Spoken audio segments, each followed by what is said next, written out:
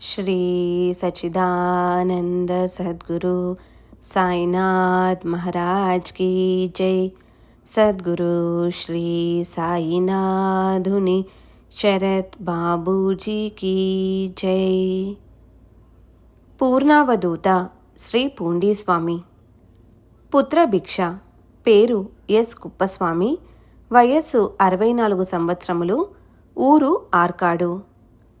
మా అబ్బాయి రాహుకాలంలో జన్మించినందువలన వాడి జాతకం సరిగ్గా లేదని మా చుట్టుప్రక్కల వారంతా రకరకాలుగా మాట్లాడటంతో నాకు చాలా బాధగా భయంగా ఉండేది. 1969వ సంవత్సరం సెప్టెంబరు నెలలో నేను శ్రీ పూండీస్వామి దర్శనానికి వెళ్ళాను. వారి సన్నిధికి వెళ్ళి నా మనస్సులోని వ్యధనంతా వారితో వెళ్ళబోసుకున్నాను. వారు దయతో అంతా మంచే జరుగుతుంది అని ఆశీస్సులు ఇచ్చారు. ప్రేమ గులిపే వారి మాటలతో అన్ని సంవత్సరాలుగా నేను పడ్డ వేదన చేతితో తీసివేసినట్లయింది. ఆనందంతో వారిని అలా చూస్తూ ఉంటే జ్ఞానతేజంతో ప్రకాశిస్తున్న వారి దృష్టి అంతర్ముఖమైనట్లుగా అనిపిస్తున్నది. శ్రీ స్వామి వారిలో వారు ఏదో మాట్లాడుకుంటున్నారు. నేను వారి సన్నిధిలో కొద్దిసేపు గడిపి తిరిగి ఇంటికి బయలుదేరి వెళ్ళాను. తర్వాత వచ్చిన తైపూసం రోజున మా అబ్బాయిని కూడా తీసుకుని వచ్చి వాడికి శ్రీ స్వామి దర్శనం చేయించి వారి ఆశీస్సులను పొందాము. అప్పటి నుండి నేను ప్రతి నెల పూండీకి వచ్చి శ్రీ స్వామి దర్శనం చేసుకునేవాడిని. నా సోదరికి వివాహం నిశ్చయమైంది. శ్రీ స్వామి సన్నిధిలోనే వివాహం చేయాలని నాకు చాలా బలంగా అనిపించింది. నేను అనుకున్నట్లుగానే వారి అనుగ్రహంతో వారి సన్నిధిలో వివాహం శుభంగా జరిగింది. వివాహ సమయంలో శ్రీ స్వామి తమ స్వహస్తాలతో తాళిబొట్టునివ్వడంతో నా ఆనందానికి అవధులు లేకుండా పోయాయి. ఒకసారి నేను శ్రీ పూండీ స్వామితో, స్వామి, ఒక పువ్వు నుంచి మరొక పువ్వుకు మారే తుమ్మెదలాగా ఉన్నాను. నా మనస్సు స్థిరంగా లేక చంచలమై ఉంది అని నాలో కలిగే కామ వికారాలను చెప్పుకున్నాను. అదేమీ లేదు, బాగా అనుభవించు అన్నారు శ్రీ స్వామి. వారి మాటలు నాకు అమితాశ్చర్యం కలిగించాయి. అలా ఎందుకు చెబుతున్నారో నాకు అర్థం కాక అదే మాట శ్రీ స్వామితో అన్నాను. విరక్తి రావాలంటే అది అలాగే ఉండాలి. ఎక్కువగా ఒక వస్తువును అనుభవించిన తర్వాత అందులో ఏమీ లేదనిపించి విరక్తి కలిగే వరకు నువ్వు నిత్యమైన దానిని గురించి ఆలోచించకు అని చెప్పారు. శ్రీ స్వామి ఎందుకలా చెప్పారోనన్న విషయం అప్పుడు నాకు అసలు బోధపడలేదు. వారి మాటలకర్థం నేను ఇప్పటికీ గ్రహించగలిగాను. స్త్రీ వ్యామోహాన్ని పోగొట్టమని శ్రీ స్వామిని మనసారా ప్రార్థించాను. ఒక స్త్రీ ఆరణి పోస్టాఫీసులో పనిచేస్తూ ఉండేది. ఆమె నివాస స్థలం ఆర్కాడు గ్రామం. ఆమెకు వివాహమై 30 సంవత్సరాలైనా సంతాన ప్రాప్తి కలుగలేదు. ఆమె శ్రీ స్వామిని దర్శించుకుని తనకు సంతానం ప్రసాదించమని ఆర్తితో ప్రార్థించింది. వారు ఆమె ప్రార్థనలను ఆలకించారు. తప్పకుండా సంతానం కలుగుతుంది అని ఆమెను ఆశీర్వదించారు. వారి అనుగ్రహంతో ఆమెకు సంతానం కలిగింది.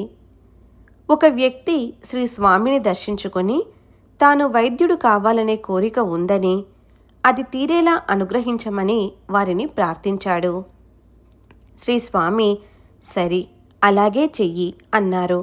తర్వాత ఆ భక్తుడు తనకు వైద్యపరంగా ఏమాత్రం జ్ఞానం లేకపోయినా తనకున్న కొద్దిపాటి వైద్యపరమైన పుస్తక జ్ఞానంతో వైద్య వృత్తిని అవలంబించి ఎందరికో వైద్యం చేసి రోగాలను నయం చేశాడు.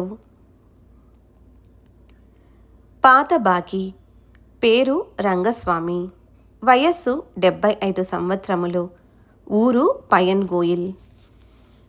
నేను శ్రీ పూండీ స్వామిని వారు దేశాటనం చేస్తున్న సమయం నుండి దర్శనం చేసుకుంటున్నాను. ఒకసారి ప్రసవ వేదన పడుతున్న మా అక్కను తీసుకుని హాస్పిటల్కు వెళుతున్నాము.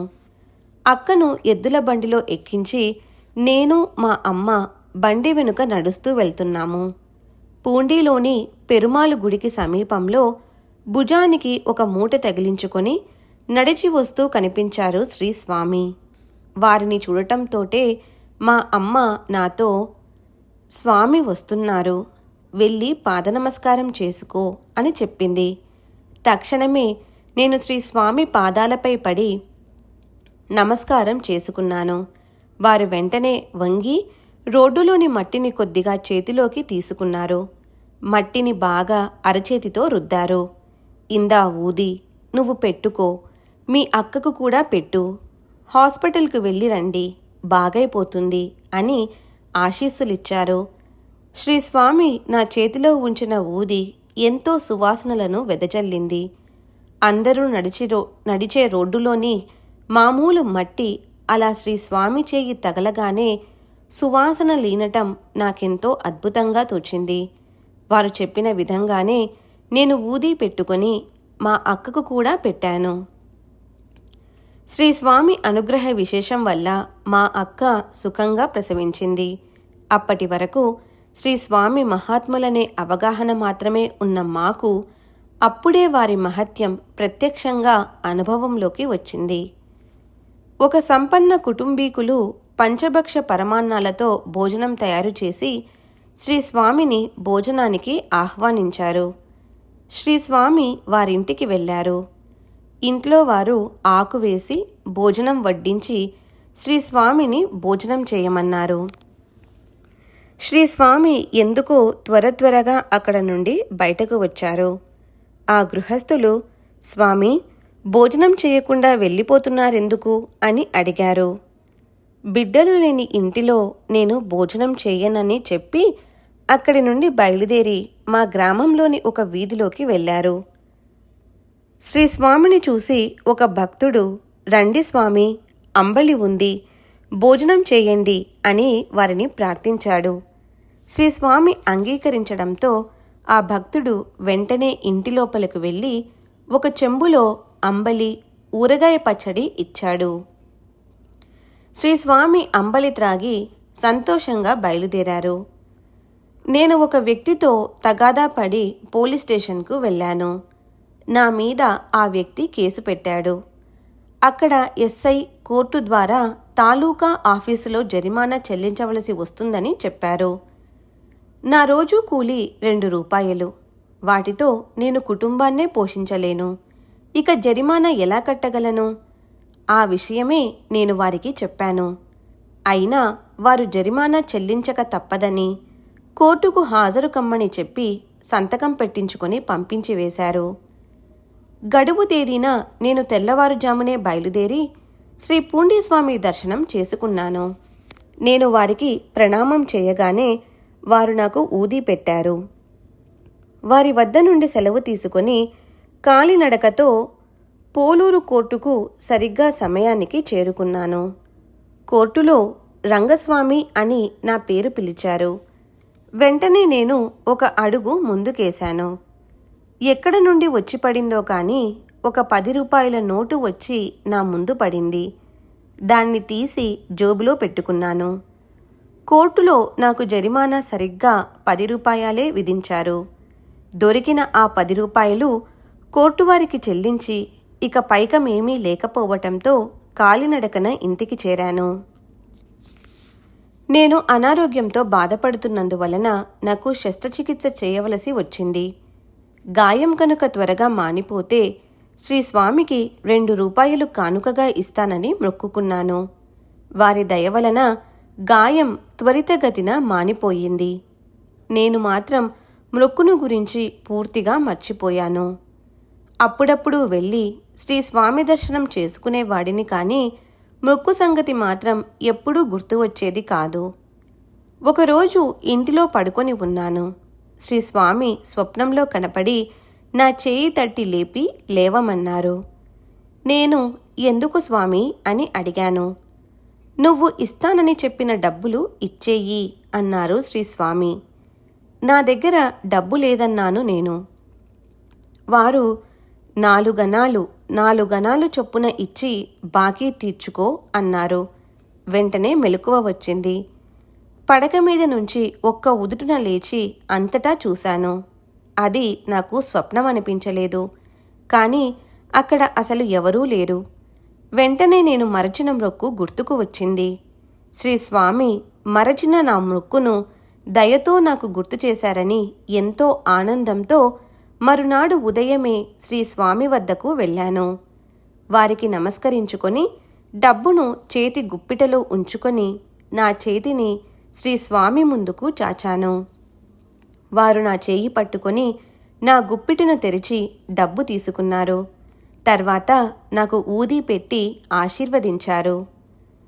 నేను నా కుటుంబంలోని అన్ని సంగతులు శ్రీ స్వామికి విన్నవించుకునేవాణ్ణి. ఏ పనైనా వారి అనుమతితోనే చేసేవాణ్ణి. ఓసారి ఒక వారం రోజులుగా నా వద్ద ఒక చిల్లి గవ్వ పైకం కూడా లేదు. నేను శ్రీ స్వామిదే భారమనుకొని వారిని స్మరించుకుంటూ మా ఊరి నుండి నడిచి వస్తున్నాను. త్రోవలో ఒక చిన్న పొట్లం కనిపించింది. వంగి ఆ పొట్లం చేతిలోకి తీసుకున్నాను. విప్పి చూస్తే అందులో ఒక 100 రూపాయల నోటు, ఒక 50 రూపాయల నోటు, కొన్ని 20 రూపాయల నోట్లు, కొద్ది చిల్లర ఉన్నాయి. నేను వాటిని తీసుకుని నేరుగా శ్రీ స్వామి సన్నిధికి వచ్చాను. వారి కృప వలన దొరికిన ఆ పైకం నుంచి కొంత శ్రీ స్వామికి సమర్పించుకున్నాను. నేను ప్రతిరోజు సాయంకాలం శ్రీ పూండి స్వామిని దర్శించుకొని వెళ్ళేవాడిని. శ్రీ స్వామి ఒక గురువారం సాయంకాలం నాతో, నువ్వు, గోవిందరాజుల నాయుడు, సుబ్రహ్మణ్యం రేపు ఉదయం 8 గంటల వరకు నాతో ఉండండి అన్నారు, ప్రక్కనున్న ఆ ఇద్దరినీ చూపెడుతూ. స్వామి నాతో అలా ఎందుకు చెబుతున్నారో అర్థం కాలేదు. మేము అలాగే అక్కడే ఉన్నాము. మరునాడు ఉదయం శ్రీ స్వామి కళ్ళ వెంట నీరు ధారాపాతంగా వచ్చాయి. ఉదయం సుమారు 9 గంటల సమయంలో వారు దేహత్యాగం చేశారు. శ్రీ స్వామి అప్పటికీ ఇప్పటికీ ఎప్పటికీ కూడా తమ భక్తులకు తోడు నీడై ఉంటారు. వారి అనుగ్రహం భక్తులపై ఎప్పుడూ ప్రసరిస్తూనే ఉంటుంది.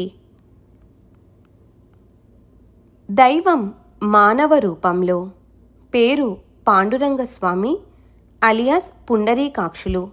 వయస్సు 79 సంవత్సరములు. ఊరు పూండి. శ్రీ స్వామి దేశాటన చేసే రోజుల నుంచి వారి దర్శన భాగ్యం నాకు లభిస్తున్నది. నేను మద్రాసు నుండి పూండీకి వచ్చి అక్కడ స్థిరపడ్డాను. శ్రీ స్వామి నాపై కరుణతో నాకు ఎన్నో ఆధ్యాత్మిక విషయాలను బోధించారు. నాకు కుట్రాలం దగ్గరున్న పొదిగమలై చూసి రావాలని ఎప్పటినుంచో కోరిక.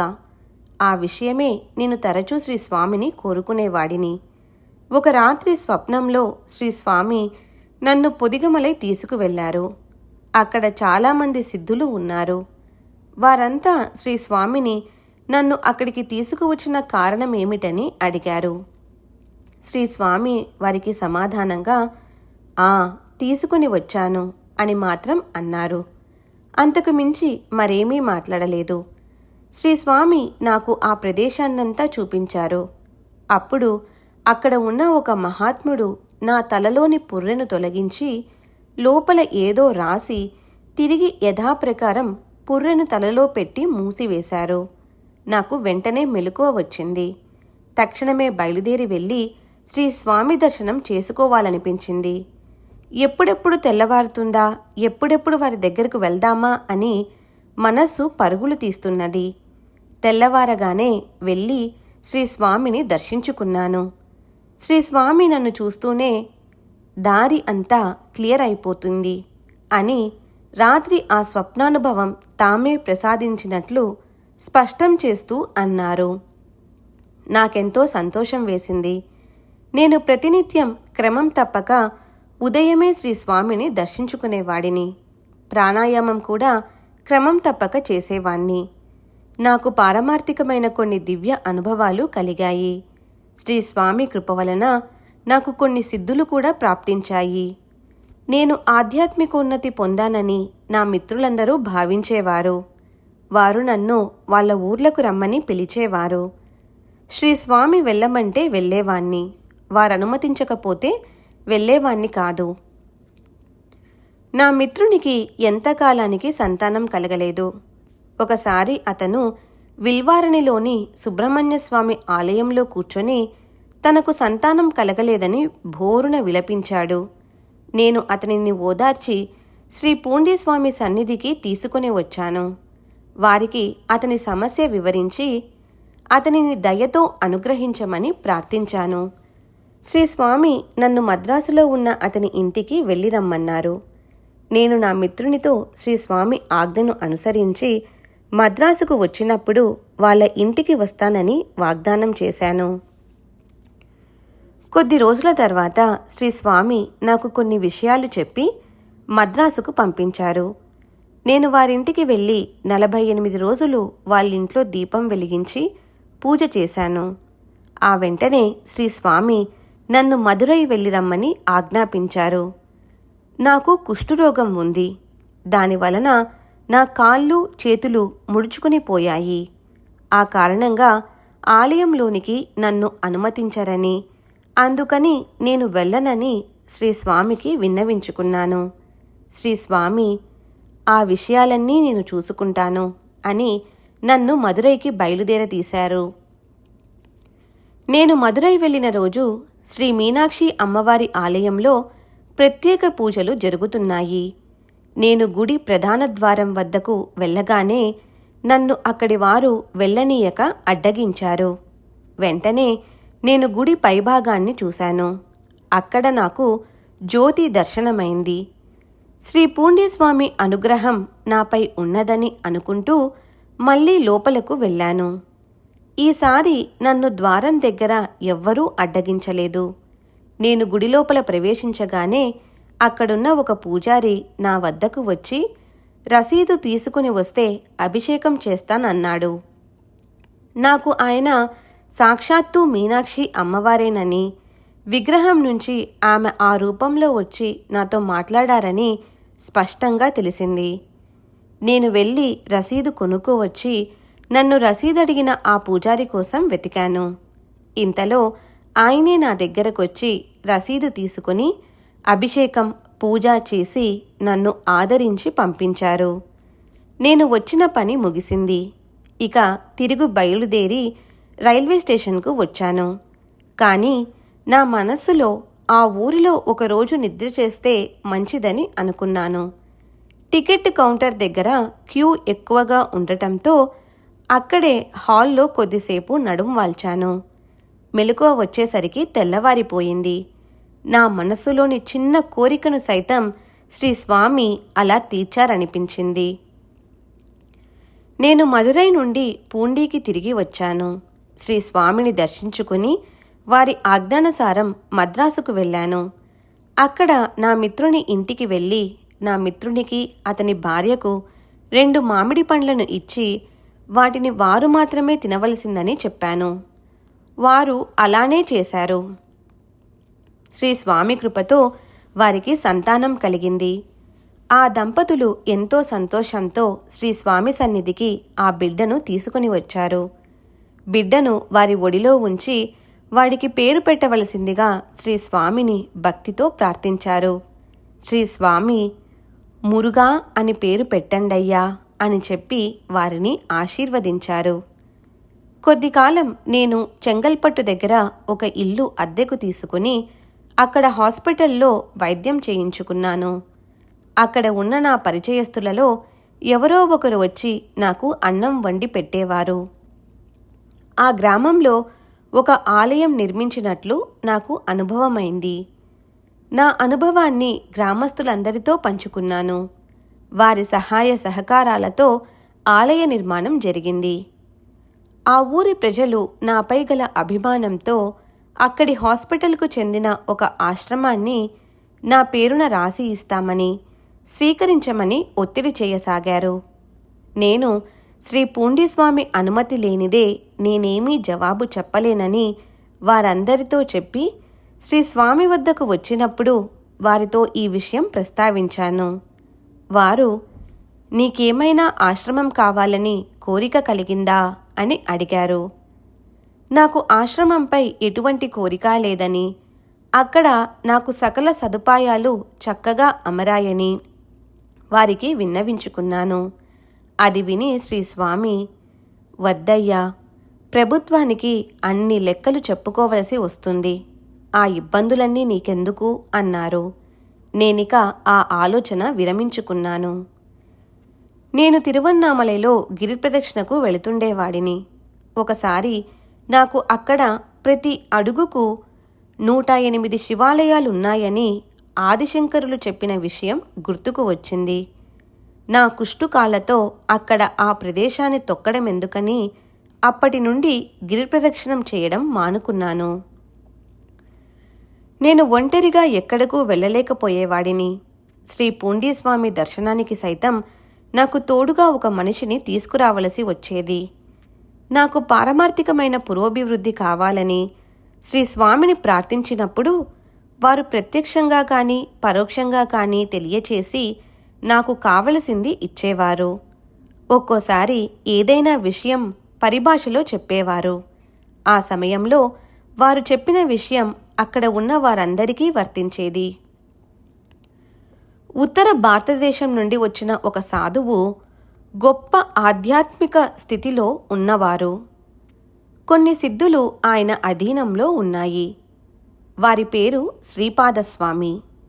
అరుణాచలంలో ఆయనకు ఒక దివ్యానుభూతి కలిగింది.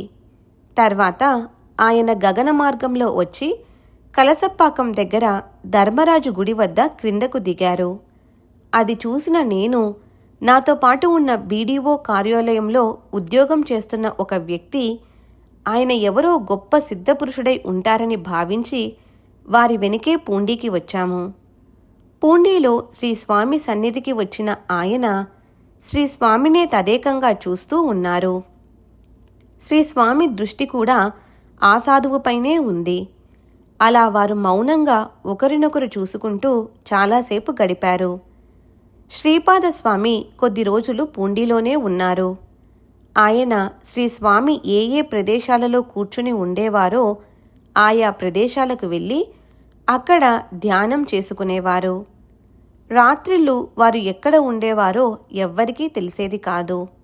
వారు తేజోవంతమైన ముఖవర్చస్సు కలిగి ఉండేవారు.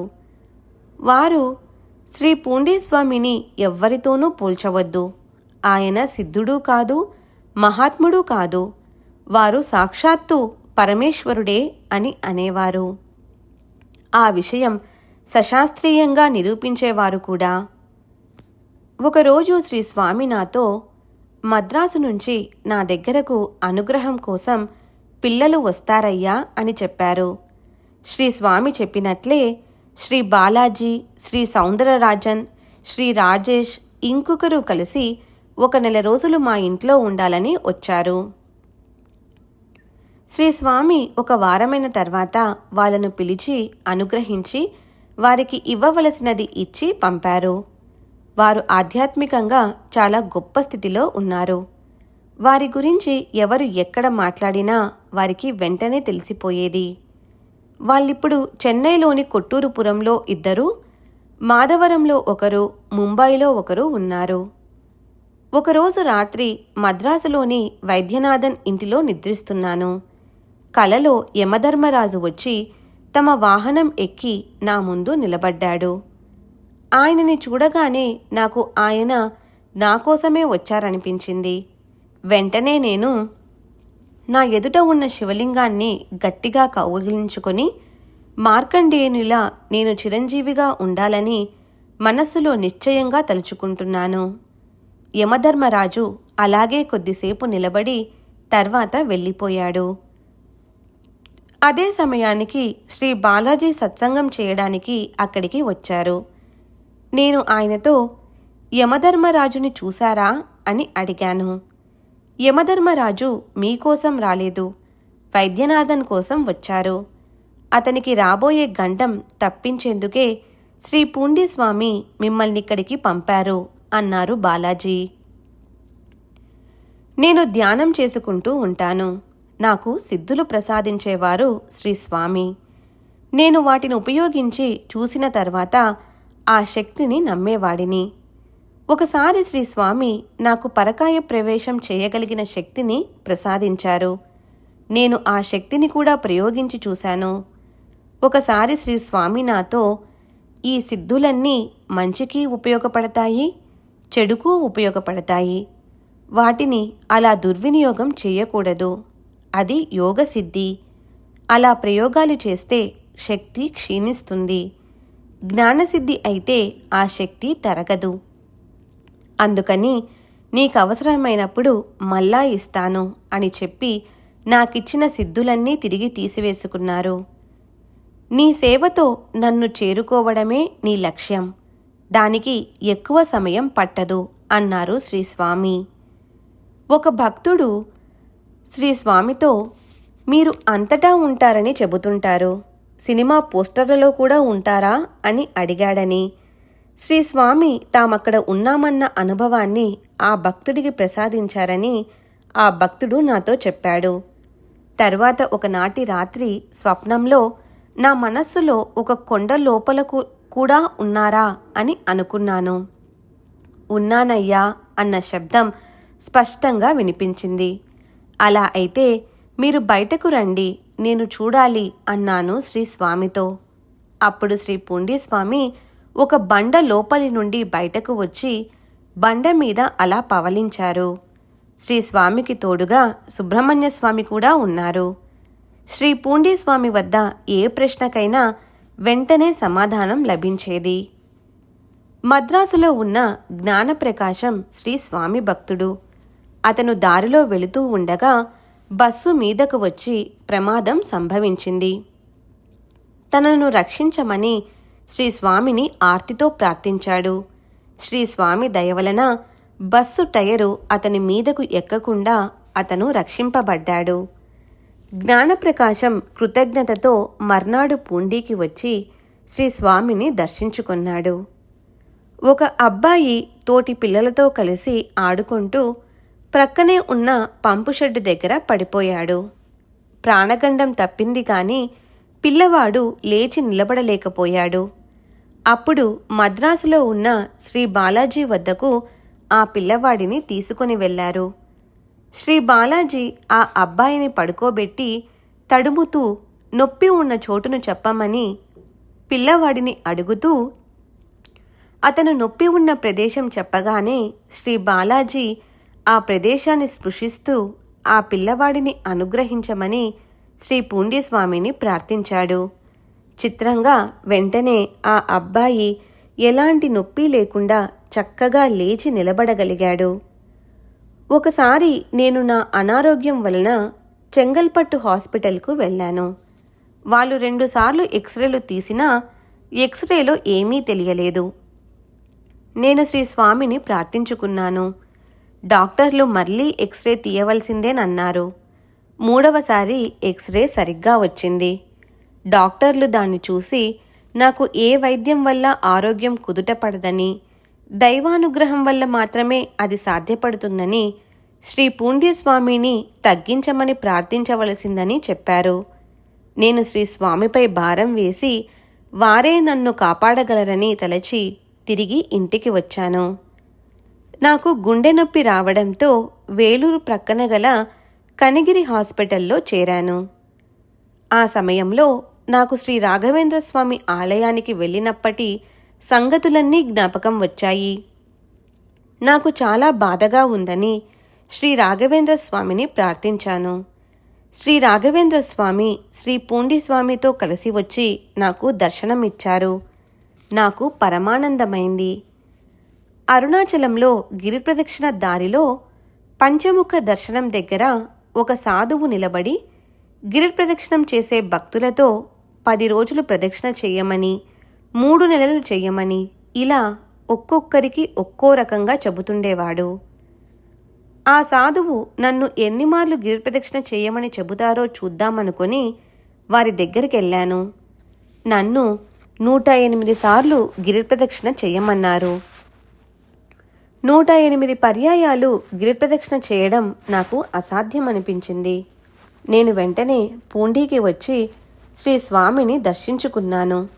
వారు రథం ఎక్కడికి వెళ్ళినా ఉన్న చోటికే వచ్చి చేరాలి అన్నారు.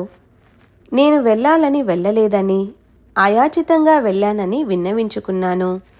నేను చెప్పిన సమాధానంతో శ్రీస్వామి సమాధానపడలేదు. చెన్నైలో ఉంటున్న జ్ఞానప్రకాశం అనే భక్తుడు ఇంట్లో ఎవరికీ చెప్పకుండా ఎక్కడికో బయలుదేరి వెళ్ళాడు. అతని భార్య ఆదుర్దాగా శ్రీ స్వామి చెంతకు వచ్చి బయటకు వెళ్ళిన తన భర్త ఇంకా ఇంటికి రాలేదని వారికి చెప్పుకొని బాధపడింది. అప్పుడు శ్రీ స్వామి, నువ్వు ఇంటికి వెళ్ళేలోగా తిరిగి వచ్చేస్తారని చెప్పి ఆమెకు తోడుగా నన్ను మద్రాసుకు పంపారు. మేము వారింటికి వెళ్ళేసరికి పుట్టపర్తికి వెళ్ళిన ఆమె భర్త తిరిగి వచ్చాడు. శ్రీ స్వామి తమ భక్తుల మీద చూపే కరుణ అపారం. శ్రీ సచ్చిదానంద సద్గురు సాయినాథ్ మహారాజ్ కీ జై. సద్గురు శ్రీ సాయినాథుని శరత్ బాబూజీ కీ జై.